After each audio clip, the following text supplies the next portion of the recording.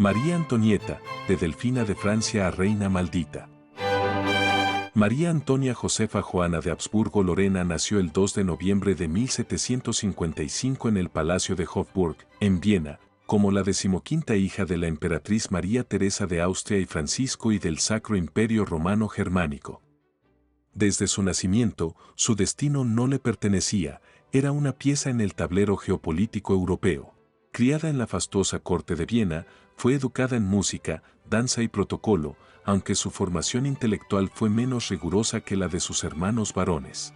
Sin embargo, poseía un encanto natural, una gracia innata y una vivacidad que la hacían destacar.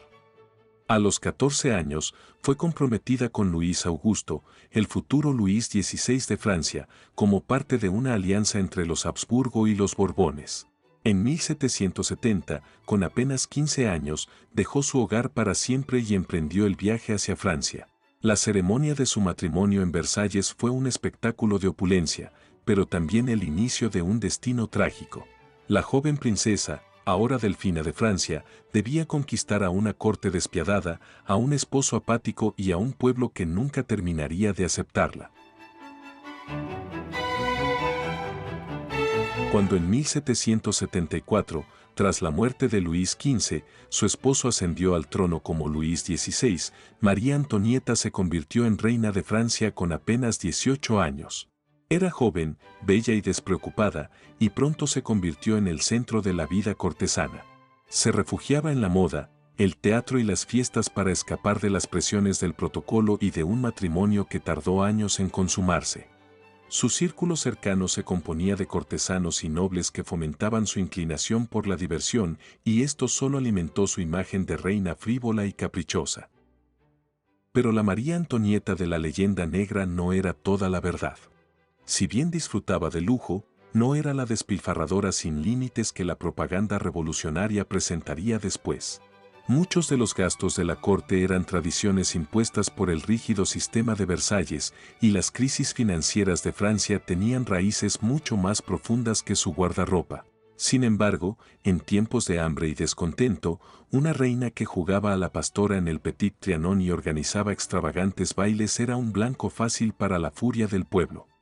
En 1778, tras años de especulación sobre su fertilidad, María Antonieta dio a luz a su primera hija, María Teresa, seguida por Luis José en 1781 y el futuro delfín Luis Carlos en 1785. La maternidad la transformó. Se alejó de las fiestas y se dedicó más a sus hijos, aunque esto no bastó para cambiar su imagen pública. En un intento por ganar control sobre su vida, comenzó a involucrarse más en política, especialmente en defensa de los intereses austríacos, lo que solo avivó el resentimiento contra ella. En la corte, sus enemigos la llamaban Elle Autrichienne, la austríaca, con desprecio, insinuando que era una extranjera traidora. A medida que la crisis económica de Francia se agravaba, la prensa la acusaba de todo, de derrochar fortunas en vestidos y joyas, de manipular a su esposo, de estar rodeada de amantes e incluso de conspirar contra el país. En este clima de odio, en 1785, el escándalo del collar se convirtió en uno de los episodios más devastadores para la reputación de María Antonieta, aunque ella no tuvo ninguna participación real en el fraude. Este escándalo explotó en un contexto donde la monarquía ya era vista como un símbolo de despilfarro y la reina era el blanco perfecto de la ira popular. Todo comenzó con un collar de diamantes excepcionalmente lujoso, encargado originalmente por el rey Luis XV para su amante, Madame du Barry. Tras la muerte del rey, el joyero Charles Bemor intentó venderlo a la nueva reina, María Antonieta, quien rechazó la compra, consciente del enorme costo y de la difícil situación financiera del reino. Sin embargo, un grupo de estafadores vio la oportunidad de utilizar el prestigio de la reina para su beneficio. Una cortesana ambiciosa, Jean de la Motte, ideó un plan para engañar al cardenal de Rohan, un clérigo influyente que deseaba desesperadamente recuperar el favor de la reina. Jean convenció al cardenal de que tenía una conexión secreta con María Antonieta y que, a través de él, la reina quería adquirir el collar discretamente. Incluso organizó un encuentro nocturno en los jardines de Versalles con una mujer disfrazada de la reina para reforzar la farsa. Convencido de que estaba ayudando a la reina y asegurando su regreso a la corte, el cardenal actuó como intermediario y facilitó la adquisición del collar. Pero en lugar de llegar a María Antonieta, las joyas fueron robadas y vendidas por Jean y sus cómplices. Cuando el engaño fue descubierto, el cardenal de Rohan fue arrestado públicamente en Versalles, lo que convirtió el asunto en una cuestión política de gran escala. A pesar de que María Antonieta no tenía nada que ver con el fraude, su nombre estaba en el centro del escándalo y la opinión pública la condenó sin pruebas. La prensa satírica y los panfletos revolucionarios explotaron la historia, presentándola como una prueba más de la frivolidad y corrupción de la reina. El pueblo, ya resentido por la crisis económica, no vio el caso como un fraude contra la monarquía, sino como un reflejo del derroche de María Antonieta, a quien llamaron Madame Déficit. El juicio terminó con la absolución del cardenal de Rohan, lo que fue visto como una humillación para la reina. Jean de la Motte fue condenada, pero en la narrativa popular, María Antonieta siguió siendo la villana. No importaba la verdad, el daño a su reputación era irreparable. Este escándalo, más que cualquier otra acusación, consolidó la imagen de María Antonieta como una reina despreocupada por el sufrimiento del pueblo, aunque la realidad era mucho más compleja. Apenas 4 años después, estallaría la Revolución Francesa y su destino quedaría sellado.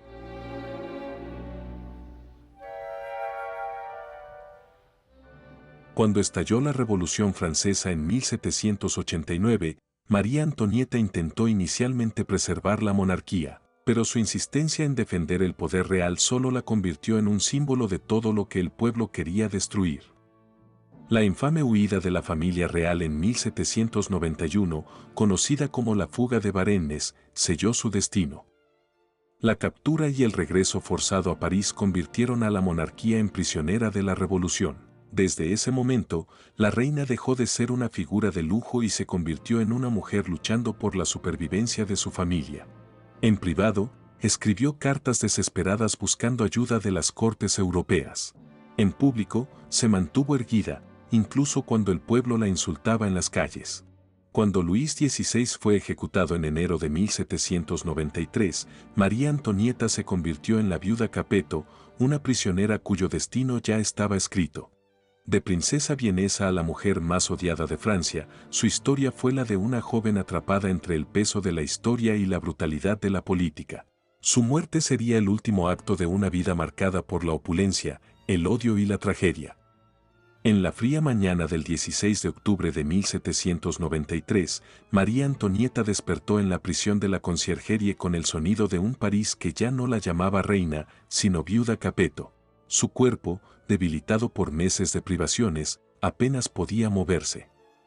Llevaba semanas enferma, sufriendo constantes dolores de cabeza y una fatiga que la dejaba sin fuerzas.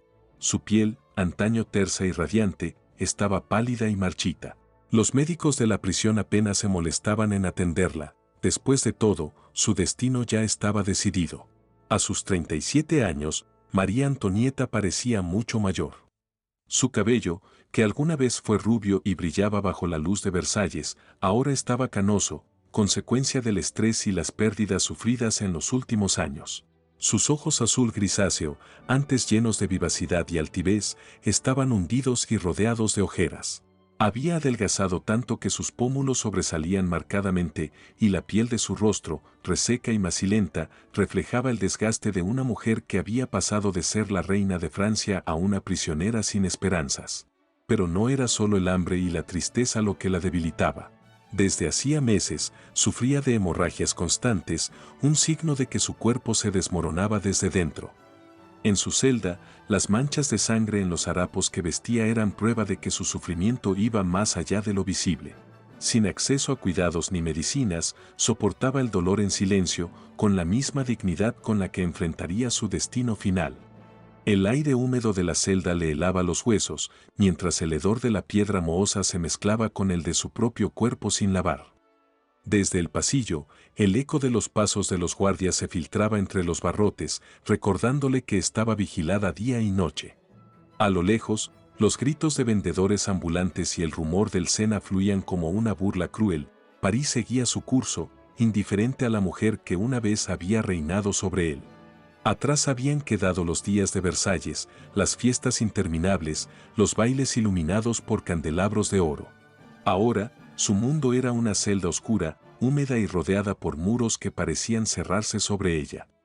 El esplendor de la monarquía no era más que un eco lejano ahogado por los gritos de una revolución que pedía sangre para consolidarse. Pero, ¿cómo había llegado hasta aquí? No fue solo la revolución. No fue solo la caída de la monarquía. Fue el resultado de una tormenta perfecta de crisis económica, descontento social y la construcción de un enemigo público. Y fue también la obsesiva determinación de un hombre, Maximilien Robespierre. Desde el inicio, el odio hacia María Antonieta no fue solo político, sino profundamente misógino. Mientras que Luis XVI fue juzgado por traición, a ella se la convirtió en un símbolo de decadencia moral y corrupción. Se la retrató no solo como una reina frívola, sino como una mujer perversa, manipuladora y lasciva, cuya sola existencia amenazaba la pureza de la nación. Se dijo que dominaba a su esposo, que controlaba la corte con su belleza y que usaba su poder para arruinar a Francia, reforzando la idea de que una mujer con influencia solo podía ser peligrosa.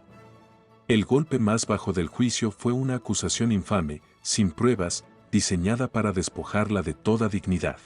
La señalaron de haber incurrido en conductas inmorales dentro de su propia familia, una difamación que traspasaba cualquier límite. Nunca antes un monarca había sido sometido a semejante ataque. La revolución no solo quería su muerte, sino su total deshumanización. No se la juzgaba únicamente como una enemiga del pueblo, sino como una mujer que debía ser desacreditada por completo antes de ser ejecutada. Cuando escuchó la acusación, por primera vez en todo el juicio, su máscara de impasibilidad se resquebrajó. Solo pudo responder con una frase que, por un instante, silenció incluso a quienes la despreciaban. La naturaleza misma se horroriza ante tal crimen. Hasta sus enemigas en la sala bajaron la mirada, pero el juicio continuó. No importaba la verdad, solo la necesidad de destruir su imagen antes de quitarle la vida. Antes de que la justicia hablara, París ya la había condenado con rumores. La loba austríaca, Madame Deficit, la arpía que bebía sangre de niños. En una sociedad en crisis, la culpa debía tener un rostro, y el suyo, con su acento extranjero y su aire despreocupado, era el objetivo perfecto. El juicio, un espectáculo político. El juicio de María Antonieta no fue un proceso legal, sino una representación cuidadosamente orquestada. La sala del Tribunal Revolucionario, abarrotada, se convirtió en un teatro donde la multitud no era un simple espectador, sino parte del espectáculo. El aire estaba denso, cargado de aliento, sudor y el aroma rancio de velas consumidas. En las bancas de madera, hombres y mujeres se retorcían ansiosos, hambrientos de venganza o de entretenimiento. Algunos murmuraban entre dientes, otros reían con burla. No había justicia en aquella sala, solo un veredicto ya escrito. París entero estaba sumido en el miedo. Nadie estaba a salvo. La ejecución de María Antonieta no era solo el fin de la monarquía, sino una advertencia para cualquiera que osara desafiar al Comité de Salvación Pública. Bastaba una acusación, un rumor susurrado en la esquina equivocada, para ser señalado como enemigo de la revolución. Las cárceles estaban abarrotadas de aristócratas, sacerdotes, comerciantes e incluso antiguos revolucionarios que, hasta hacía poco, habían defendido con fervor la causa. La paranoia crecía con cada nuevo juicio. La gente evitaba hablar en voz alta, desconfiaba de amigos y vecinos. El miedo era una niebla que lo cubría todo, y la guillotina no hacía distinciones. Cada palabra del fiscal, Antoine Fouquier-Tinville, era recibida con exclamaciones de indignación o aprobación. Golpeó la mesa con el puño. Francia no tendrá paz hasta que esta mujer pague por sus crímenes, rugió, y un estruendo recorrió la sala como un relámpago. Gritos, abucheos, risas cortantes. Alguien desde el fondo chilló, que confiese lo del niño. Una carcajada estalló en el rincón donde un grupo de mujeres vendía panecillos endurecidos, como si estuvieran en una feria y no en un juicio.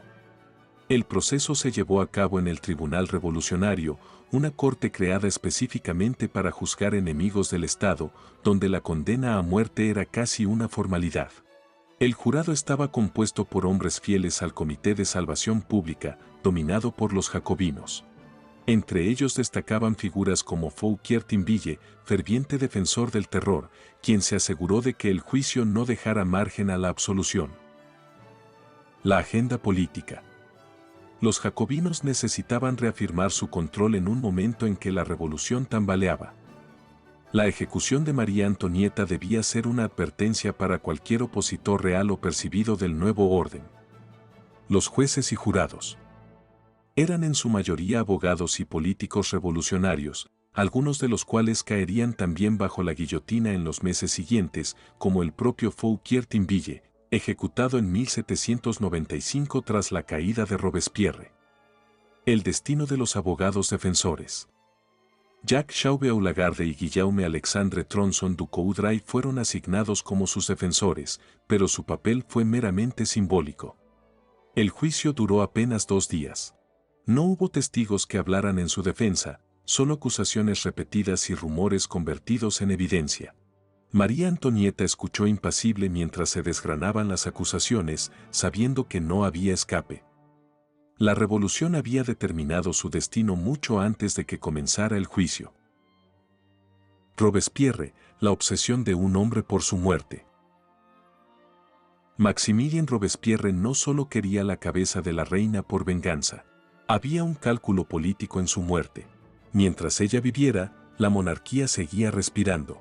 Era un símbolo, un fantasma del antiguo régimen que podía resurgir. Su conexión con Austria la convertía en una amenaza diplomática. La revolución no podía arriesgarse a que fuera utilizada como ficha en un ajedrez geopolítico. Y lo más importante, su muerte consolidaría el poder de la revolución, demostrando que no había vuelta atrás. Pero en 1793, la revolución ya no era una marea imparable. Francia estaba al borde del colapso. Las revueltas estallaban en diferentes regiones del país. En la Vendée, campesinos realistas se alzaban en armas contra la Convención, mientras en Lyon y Marsella se gestaban movimientos contrarrevolucionarios. La guerra con las potencias europeas ahogaba al país en un conflicto interminable, y la falta de estabilidad económica y social debilitaba el control jacobino. Robespierre y sus seguidores necesitaban reafirmar su autoridad con un acto que no dejara dudas, la muerte de la mujer que simbolizaba todo lo que la revolución quería destruir. Robespierre no solo veía en María Antonieta a la última pieza del viejo orden, veía en ella un sacrificio necesario para fortalecer su poder. La guillotina no era solo un instrumento de ejecución, era un mecanismo de purga. Cada degollado aseguraba que la revolución continuara, cada enemigo eliminado reforzaba el dominio jacobino. Pero la revolución no podía avanzar con ella viva. Su sangre sería el sello definitivo de la ruptura con el pasado. El veredicto llegó rápido, culpable de traición a la patria. La sentencia, la guillotina. El castigo a María Antonieta no terminó en el tribunal. Hasta el último momento, la revolución buscó humillarla. A diferencia de Luis XVI, que fue transportado en un carruaje cerrado, ella fue llevada en una carreta abierta, expuesta a la burla pública. Con el cabello cortado, la blusa blanca sucia y el rostro envejecido por el sufrimiento, la imagen que se mostró al pueblo no era la de una reina, sino la de una mujer destruida. La mañana del 16 de octubre, la exreina se vistió con una blusa blanca, como si aún pudiera aferrarse a la dignidad. Le cortaron el cabello, le ataron las manos y la subieron a una carreta abierta. A diferencia de su esposo, no tuvo el privilegio de un carruaje cerrado. Quisieron que París la viera en su peor estado, pálida, envejecida, quebrada. Las calles estaban abarrotadas. Algunos gritaban insultos, otros reían. Pero también hubo quienes la miraron en silencio, con una mezcla de asombro y compasión. A medida que avanzaba, el bullicio disminuía. No porque la multitud hubiera cambiado de opinión, sino porque, al verla tan frágil y agotada, la imagen del monstruo que les habían vendido parecía desvanecerse. En su camino a la Place de la Revolution, el pueblo que una vez la odió empezó a ver en ella algo más que un símbolo de opulencia, una víctima del mismo sistema que devoraba a todos por igual. Cuando llegó al patíbulo, se hizo un breve silencio. Por primera vez en mucho tiempo, el tribunal del pueblo no tenía palabras. Subió los escalones sin titubear. No pidió misericordia. No imploró piedad. Solo el rumor del viento entre los tablones y el murmullo ahogado de algunos espectadores acompañaron sus últimos pasos. Se dice que, al pisar accidentalmente el pie del verdugo, susurró con la elegancia de una reina: «Perdón, señor, no lo hice a propósito». Minutos después, la cuchilla cayó. Hubo un instante de vacío, una fracción de segundo en la que ni siquiera la multitud supo cómo reaccionar. Luego, un rugido de júbilo se esparció por París. Pero la revolución no encontró paz. Menos de un año después, Robespierre subió los mismos escalones de la guillotina. La noche anterior, había sido capturado en el Hotel de Ville tras el golpe del 9 de Thermidor, cuando la Convención Nacional se volvió contra él. En un intento desesperado por evitar su arresto, se dice que intentó suicidarse con una pistola, pero la bala solo logró destrozarle la mandíbula, dejándolo incapaz de hablar y en agonía. Sin aplausos, sin gritos de victoria. Fue llevado a la guillotina con el rostro ensangrentado, incapaz de pronunciar una palabra para defenderse, el gran orador reducido a un silencio forzado por su propia desesperación. El pueblo que antes lo aclamaba, ahora lo condenaba con el mismo fervor. Traicionado por la maquinaria de terror que él ayudó a construir, murió en el mismo patíbulo donde tantas veces había proclamado justicia. La revolución devoró a todos, sin distinción. Y María Antonieta, la mujer más odiada de Francia, se convirtió en un mito.